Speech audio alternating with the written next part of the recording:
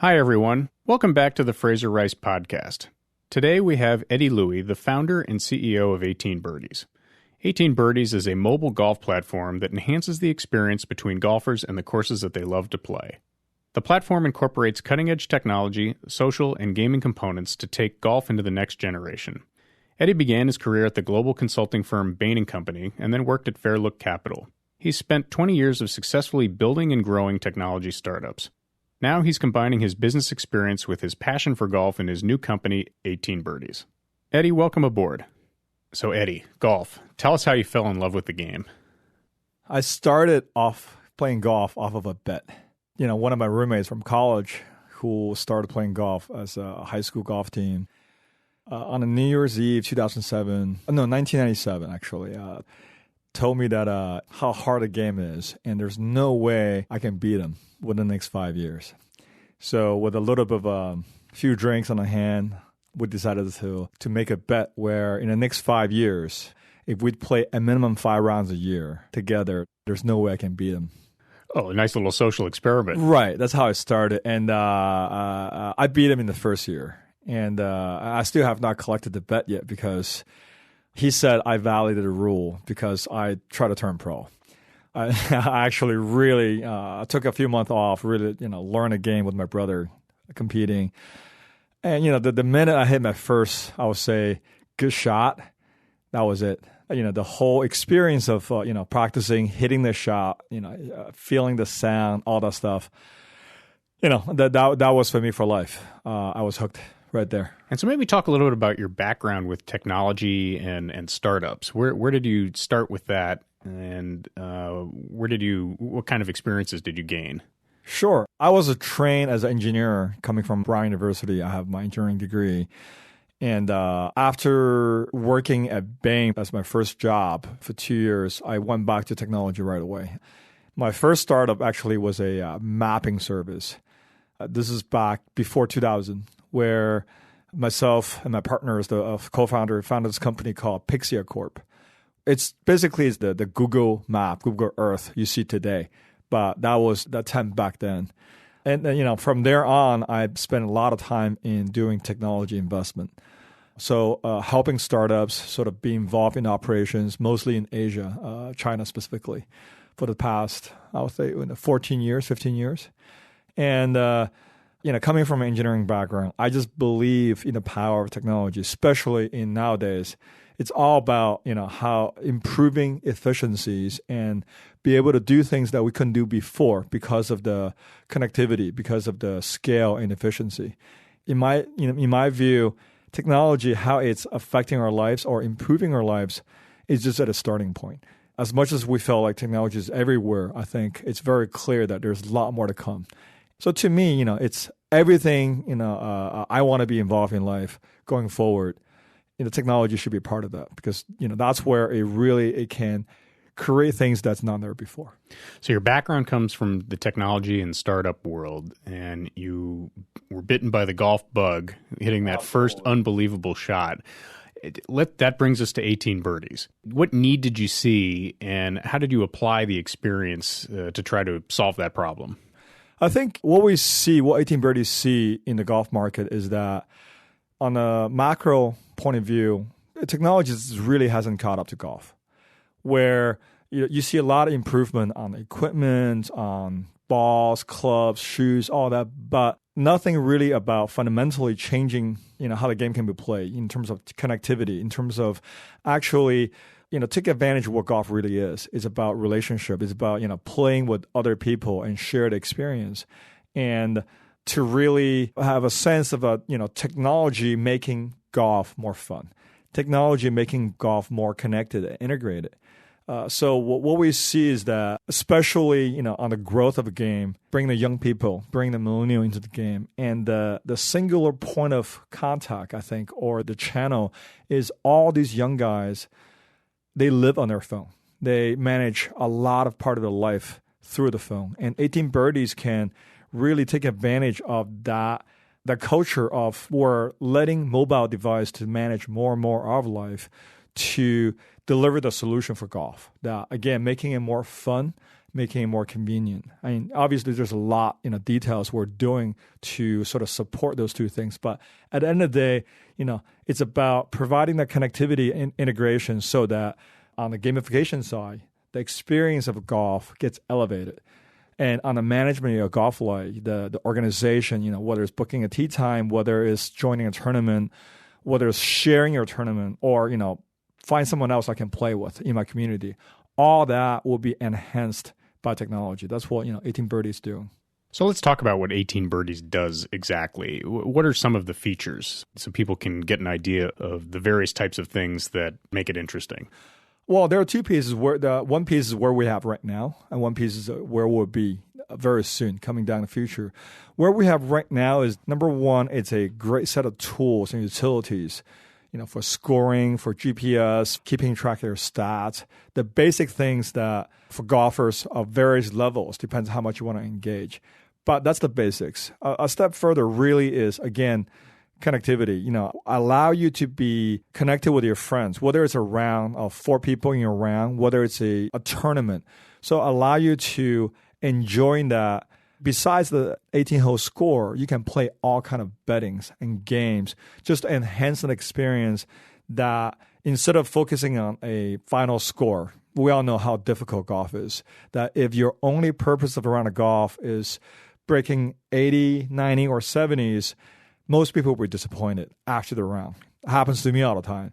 But when you actually can break it up, and so that every hole is a different type of games, like the games we played last time, how many pars are you going to get today? Your goal could be 10 pars. My goal is 6 pars. Or 6 bogeys, depends on the level.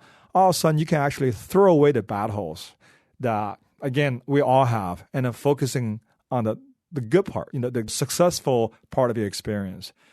One of the interesting things, I've downloaded it and have been fooling around with it and trying to incorporate it into my golfing life that I think is really interesting is in member guests and in a tournament setting. Absolutely. To be able to have to understand what's going on in other foursomes with other people in the palm of your hand kind of brings that TV golf experience to your round while you're there. And in a sense, you can feel a little bit what it's like to be in the ropes with a player who's looking at a scoreboard and understanding where they fit in the context of a broader tournament, all in the name of fun, of course. And then you can incorporate your handicap into that and use all the tools that you're talking about to push that forward. I think that's an amazing feature. Absolutely. Tournament is actually one of the big piece we're pushing right now as an experience.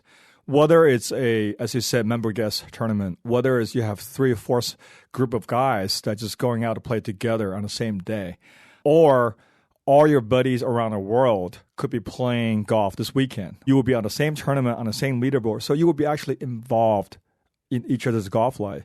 But, I think the tournament piece is a big part, the one major trend in technology and sports is the term called asynchronous competition, where you can actually see where you stack up against your community, whether it's your course or your city or worldwide. One of the things we're going to come out early next year will be a global leaderboard where everybody can submit their rounds whenever they play. And whether it's, a monthly basis, weekly basis, now we'll have a mechanism to make sure that that's as fair as possible as sort of, comparable scores. Now, letting you to really see where you are at against anybody you want, against sort of different kind of stats you want to keep track. But a tournament piece, as you said, one of the most exciting part is the live leaderboard in a tournament, feeling like a PGA Tour event, where we just had a tournament a week ago it's called Workday Silicon Valley Challenge. A lot of the technology leaders in Silicon Valley and golf nuts, they were together playing this tournament. They were a little skeptical going in terms of using the technology for the tournament. But afterwards, a lot of people came up to me and said, "Hey, Eddy, congratulations. You guys really did something amazing.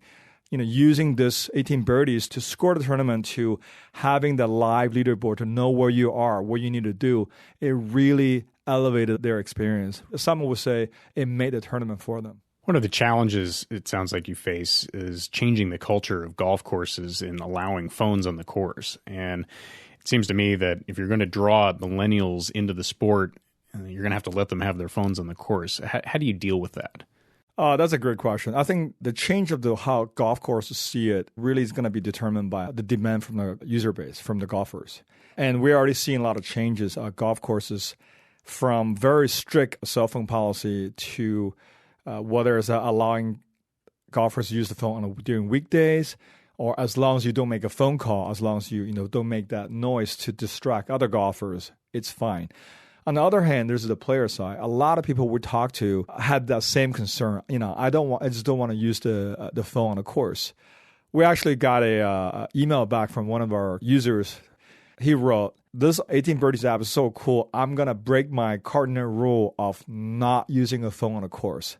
And that's to say, it's a big credit to you guys. It's not about just the simple fact that phone or not. It's more about what experience you're providing, how you're elevating their experience. As long as the golfers recognize the fact that this is actually making the game more fun, whether on a course or throughout, that adoption will come. And we're already seeing that numbers putting the app into golfers' hands. As I said, those guys who came to the tournament we had last week in Stanford University at the Silicon Valley Challenge, they all held the view, I would say, before the tournament, that they will prefer not to use it till after. This is just one tournament, one usage, that the change of attitude was already apparent. People, once they use it, experience it, realize how much fun it is, then the changes will go from local to global. So we feel like that's the direction it's going. It's just for us, as long as we're focusing on keep providing and learning from the users, what do they want, and to keep providing that improved experience, that will drive the culture. That will change. And golf courses will have to adapt to it. And then they're already doing it. The golf industry in general is facing a lot of different challenges, everything from competing for attention spans. The 4 and unfortunately the 5 hour plus round drives a lot of people from the game, the expense, the learning curve, and so on. That sounds to me like anything that can be done from a technology standpoint to make it fun so that people can experience that one great shot that gets them addicted to the sport. Sure. That's productive on all fronts. Absolutely. The fun part has many pieces. And a big part of the fun part is really the connectivity induced once you get people linked together, the gaming piece. At the same time, I think, as you said, golf takes 4 to 5 hours. But what 18Birdies is bringing to the table is that it doesn't have to. As much as we preserve the tradition, the 18-round golf, when I play, I love to play 18 holes. But at the same time, provide the opportunities to let players actually have the opportunity to play shorter rounds. If they only have an hour and a half today and the golf course have the capacity, why not match it up? And again, both from the golf courses and golfers, we can see that those things are heavily in demand and just not really accessible right now. So for us, it's about knowing those things that we can make changes on, whether it's a timepiece, make golf shorter and more enjoyable, or allowing players to actually find each other. One of the other big complaints of golf is I only have a few people to play with. Once, one guy dropped out, I don't have a foursome anymore. But allowing to build the communities surrounding each golf courses, again, to, solve these kind of golf problems so that you will encourage people who are playing golf to play more, and allowing people who is new to the game to actually have an easier way to phase into, to onboard the game of golf. One thing that I find interesting about 18Birdies is on the development on the social front, you've surrounded yourself with a really good advisory board, which I think is interesting. Daryl Kestner in particular, who for New York-based golfers is an extremely familiar name, the pro out of Deepdale, sort of a consistent player in the PGA Championship and a real top guy locally. And then also the development of the Marshall character and brand, which I think it sounds like is geared toward providing an entertainment component to people who aren't experienced with the game or have light experience with the game. What was the thinking behind that two-pronged approach? Well, for us, we want the voices or ambassadors who share the same vision to lead us or help us to reach into a larger audience base. Over the last 2 years, we talked to a lot of people. And then you discover that a lot of people in the golf industry is looking for change, looking for ways that they can actually get involved to really help grow the game. I think, Daryl is a great example. He is so accomplished in his professional life in golf. And at this point, as accomplished as he is, he's looking for the next big thing. That what can he get involved that can really make a difference to improve golf, to grow the game of golf. We're glad that he shared the same vision, or he appreciates the vision we bring to the table and agree with it. And we have a lot of people like that. Darryl is one example. Another example will be from a different perspective, Matty under par. So he's this 13-year-old kid who loves golf, very good at it. At the same time, who is actually bringing a new element of presenting his golf through his raps, so his video, his songs, and he has a huge following. So our point is that we want to get everybody who share the vision and who love to utilize technology to grow game the way 18Birdies sees it.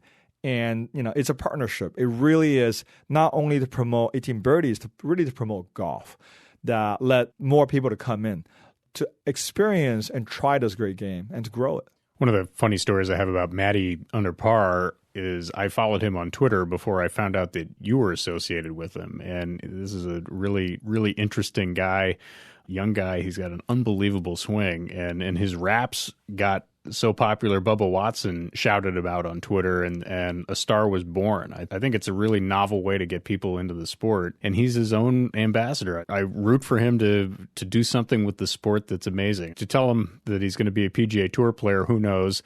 But he's got goals, and boy, he's got a kinetic Twitter following and Snapchat and all the different platforms. Yes, definitely. And we're excited to be associated to work with him. And we really want to, as you said, it's exciting to watch him grow, but at the same time, to work with him together to sort of, as we growing his user base, but really to leverage different views and images and, the philosophy of golf and push out together to grow the game of golf. And as you're developing the brand 18Birdies and getting the technology in place and understanding what the customers are going to want, how do you interact with institutions like the USGA or the PGA, LPGA, and all the other various sanctioning bodies? Have they been receptive, or are they inundated? How do you deal with that? That's definitely a challenge. But the challenge is becoming less so as our user base grow. Again, we share the same vision about growing the game, and the love of the game. So I think that's a good starting point with all these organizations.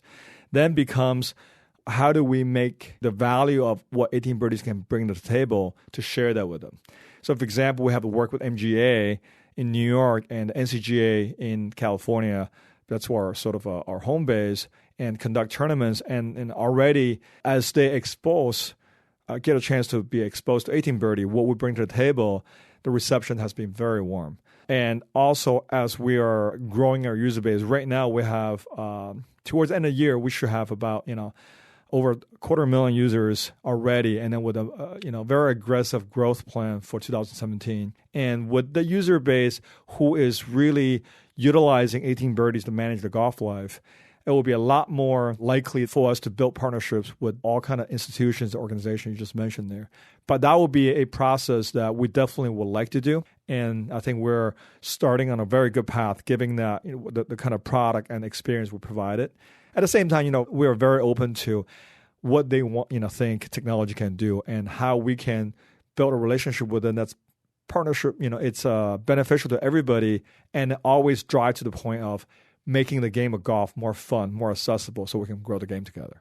You've got a background in dealing with Asia in terms of startups. It seems to me that 18Birdies would be ideal in getting that incorporated into golf over there. Have you started that process yet, or are you waiting until you have things sort of perfect here in the United States or better developed before you launch over there? Sure. I think that's a sort of a parallel process.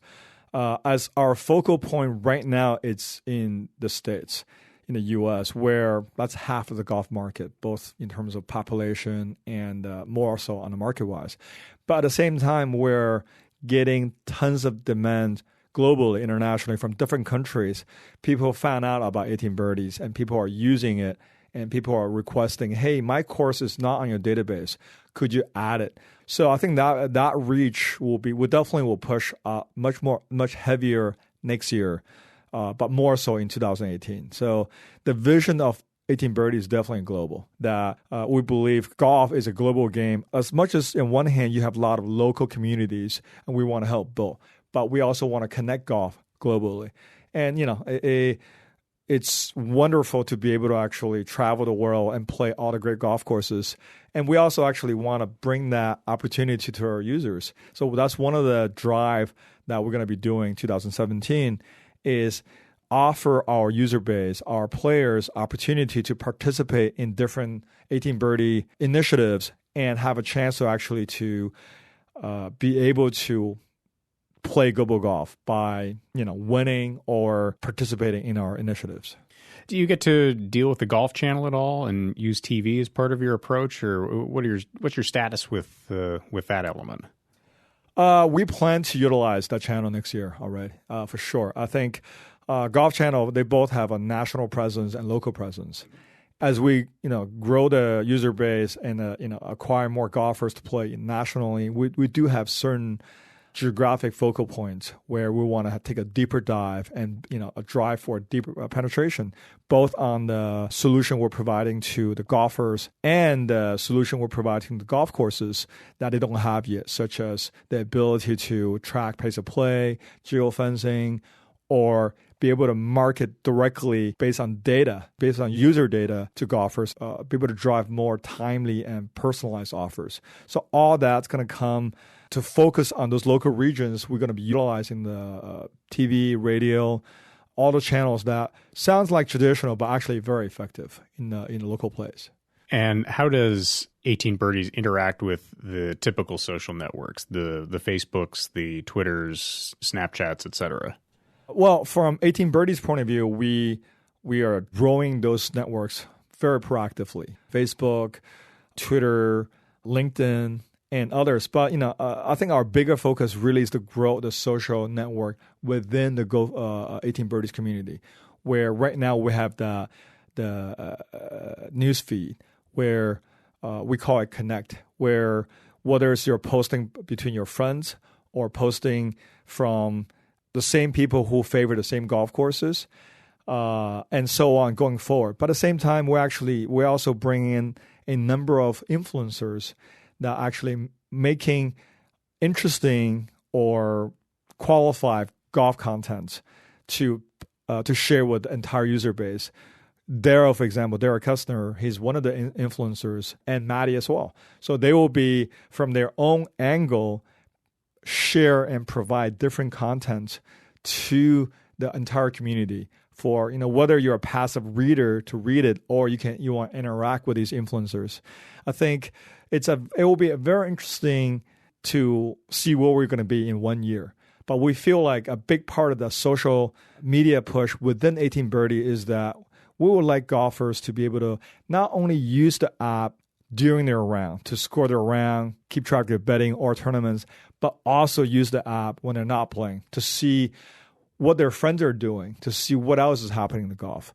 I think for us, one of the beliefs we hold is that golfers not going to use multiple applications to manage your golf life. And for us, we really want to be able to provide that one-stop solution portal where all of your golf life can be managed here. And so far, we're definitely on a very good track of providing the initial sort of the features to attract people to do that.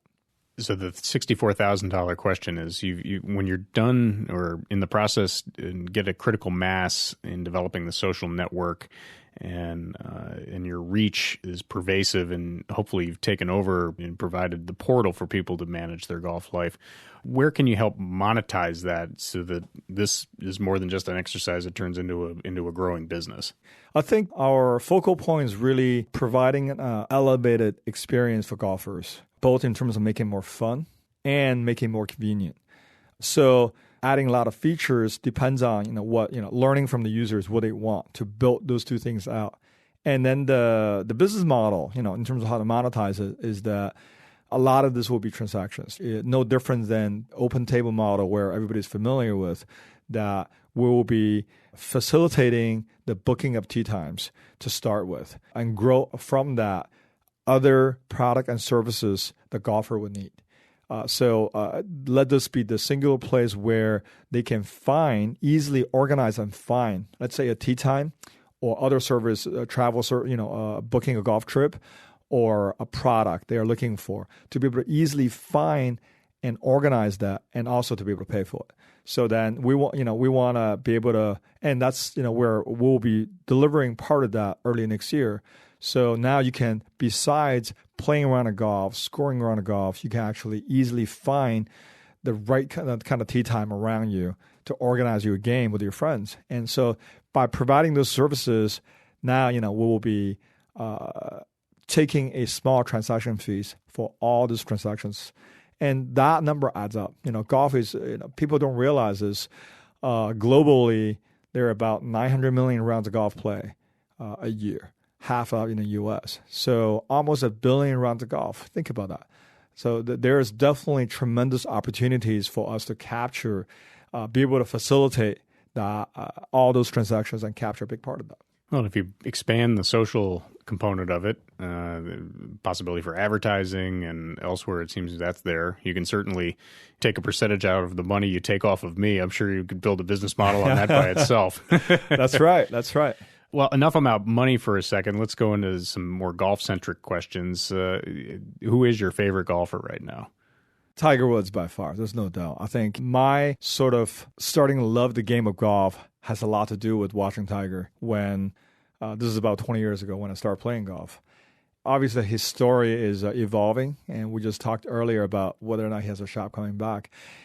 Personally, I hope that he does, and I feel like his legend, his story can only get bigger and better if he goes through all the challenges and the lows in his career. If he gets to come back and have one more swing, has one more sort of time frame of winning tournaments and dominance, that will really just make the Tiger Woods story better than ever. So I'm definitely a Tiger fan. I'm an Ernie Els fan, and Tiger has broken Ernie's heart dozens of times. But I agree with you. I think Tiger, if he came back and was competitive again in majors and maybe even able to come back and win a couple of them, that would just cause a massive golf earthquake. Absolutely. Especially with the young guys out now. It just, the storylines write themselves. Yes, there's no doubt. I mean, think about it.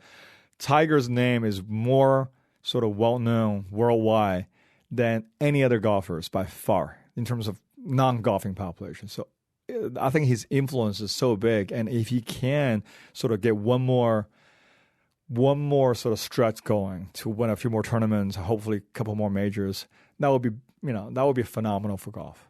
I saw that Sairi Pak just retired, and she had almost as much of an impact on Korean golf as Tiger has had on worldwide golf. A really interesting story on that front. The women's game and 18 birdies, how do you address that? Or do you think about it differently, or is that part of just the broader strategy that you have?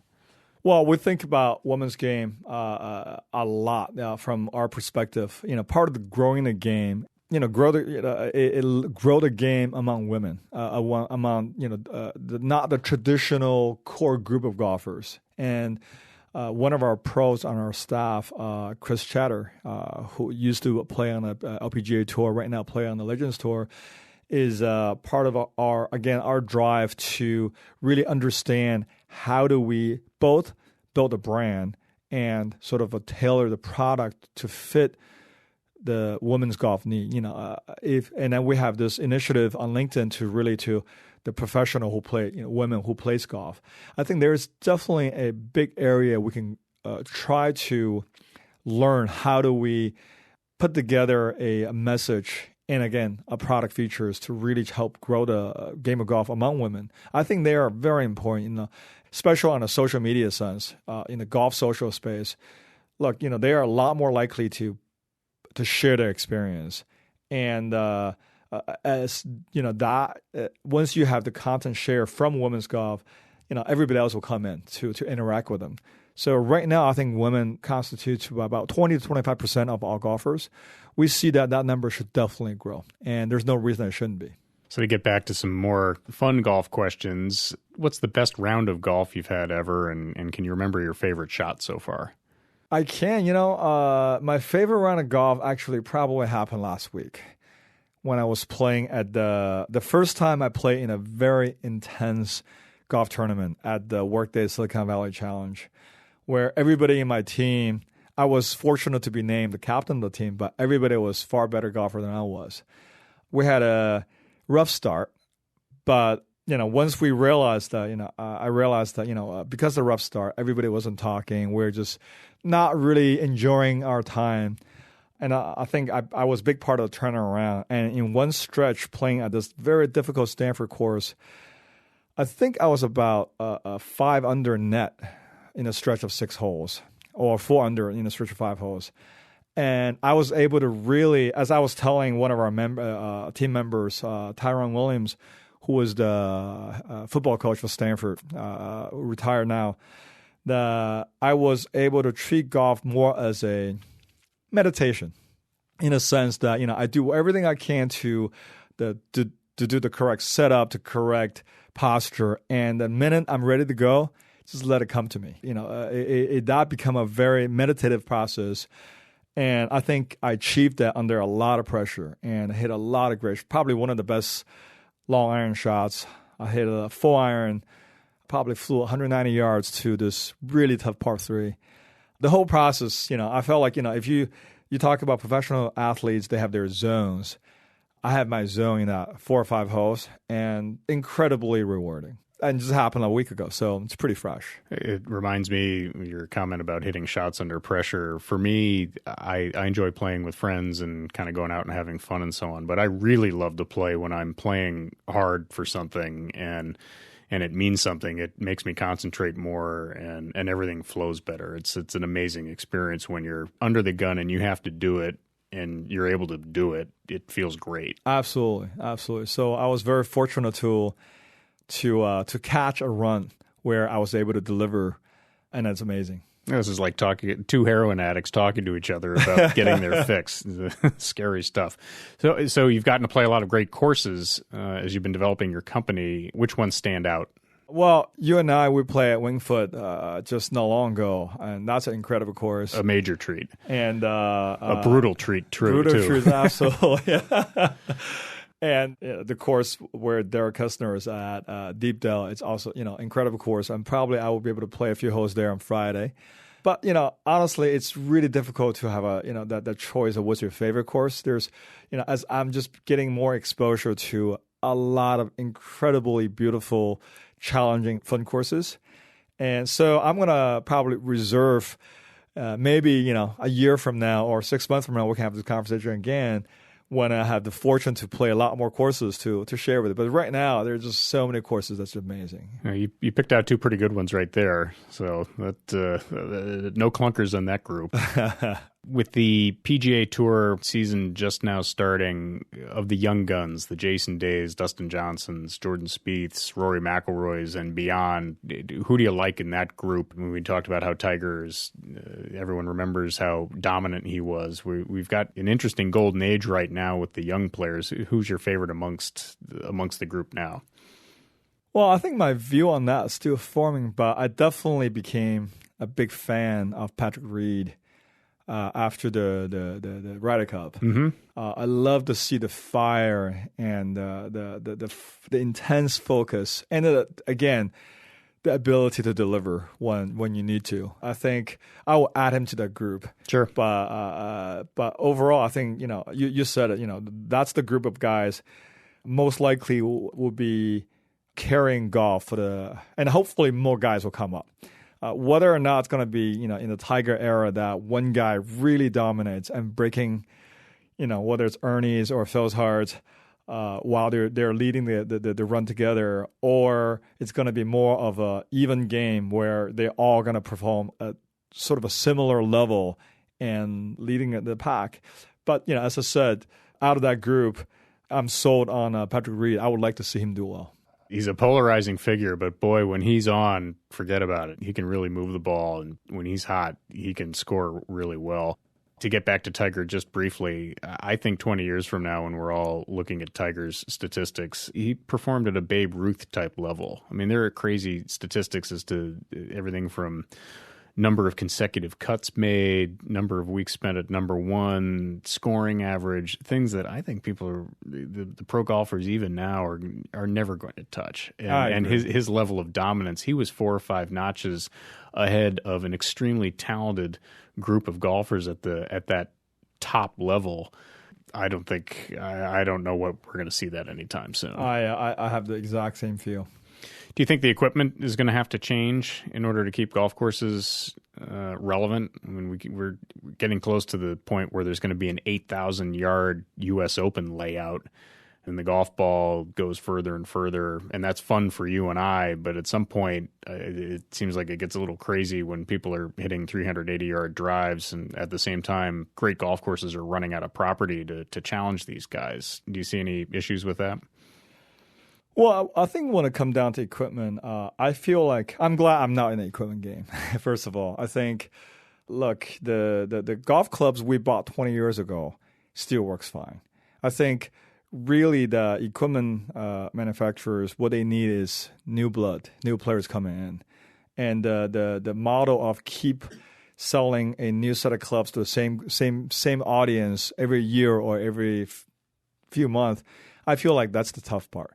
But on a course side, I actually think the challenge for the golf course is really adapting to the new reality of golf, where not necessarily about the length, how far your ball can go, but I think that should be the golf course should have more flexibility to tailor to different type of playing, such as shorter rounds. I know there's a lot of new courses are building, for example, instead of 2 front and back 9, they're building 3 6s. So I think those things are changes that really it will happen as we're adapting to the fact that golf again need to preserve its tradition, but at the same time adapt to the new both technology and lifestyle.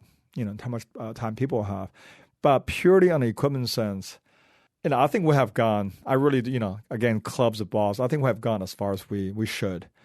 The only place to really, to make that business continue to grow is what we're driving as well, to attract new players to come in. But I have been using the same set of clubs for a while, and my focus is improving my swing instead of using a new club to hit longer. I had the crazy experience that my driver is, I think it's about 11 years old now, and I keep trying to replace it every year, and every year I keep going back to the same thing because it goes fairly long and it keeps going fairly straight. Exactly. And I say to myself, this is America. I can't spend my way out of this. Apparently not. But, I think there will be people who wants to create a different message. But I think, to me at least, I feel comfortable with the set of clubs I have. I probably will be using it for quite a while to come. Well, that's the next addiction. You'll have one sweet shot with a driver that you pick up at the pro shop, and then you'll have to fund that one going forward. Could be. So what is the best way for our listeners to follow 18Birdies? Well, I think the best way is really to download the app, whether it's Android or iOS version, and just really try it. But not just try it by yourself scoring around. Really try to enjoy, whatever your regular foursome is or your regular group is, getting together, try the feature, the live scoring amount of group, the ability to easily to make bets with each other or the tournament. So really trying that. I think that's the best way for you to experience it. And also the amazing GPS feature where it gives you the area view. Very simple, where you are, where you want to go. I think what we have found is that once they actually try to use the app for once, they're hooked because it really brings value. But beyond that, we have our Facebook, we have our Twitter, and sharing on what's going on with the 18Birdies, both a product of the community.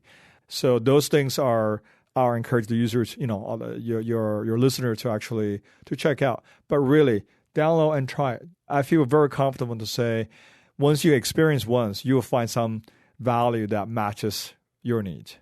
For the people who have their home courses and so on, is there a way to get some talking points and talking to their professional in terms of getting it integrated into that course's culture or otherwise introduce it to some of the other members? Absolutely. I think in that sense, the most relevant piece is our tournament feature.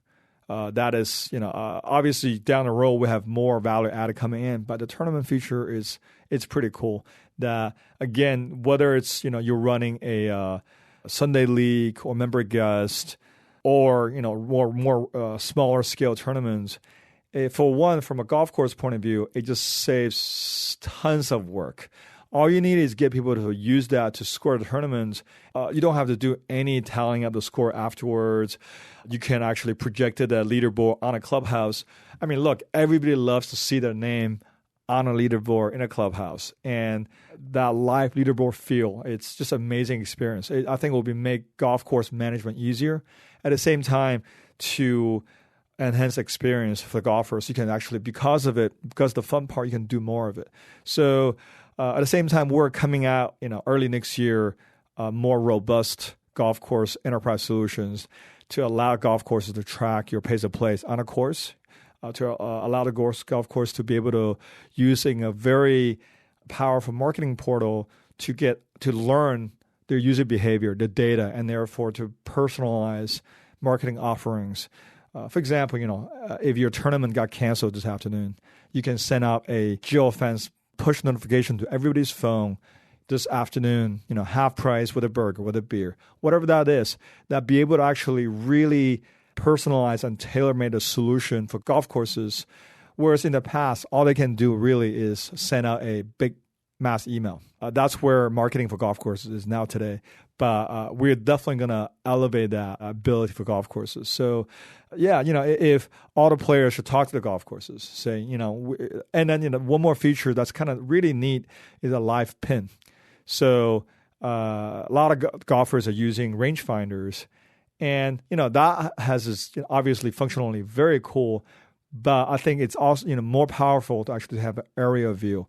Not only knowing the distance, but know, what's behind. You got a bunker to the left, you got water to the right. So in that sense, the live pin, the golf courses, all they have to do is just do, every morning say, today is pin 5. Now, all the golfers playing on your course will know precisely where I am to the pin. So all those features are things that we already have. Some more coming out soon. But that combined with the tournament, I think there will be a lot of value added to the golf course as it is. And for all your listeners, if you guys are golf nuts, play golf, definitely spread the word. Eddy, thank you so much for coming on. Let's check back in a year and see how you're doing. It sounds great. Thank you for having me. And again, for all your listeners out there, if you play golf, play more. Golf is a great game, and let's enjoy it. And if we can grow the game of golf, let's make it happen. Thank you very much. Thank you. I was speaking with Eddy Lui, the founder and CEO of 18Birdies.com. Thank you very much for listening. We have a whole slate of podcasts on FraserRice.com, and be sure to check back shortly. Thanks again.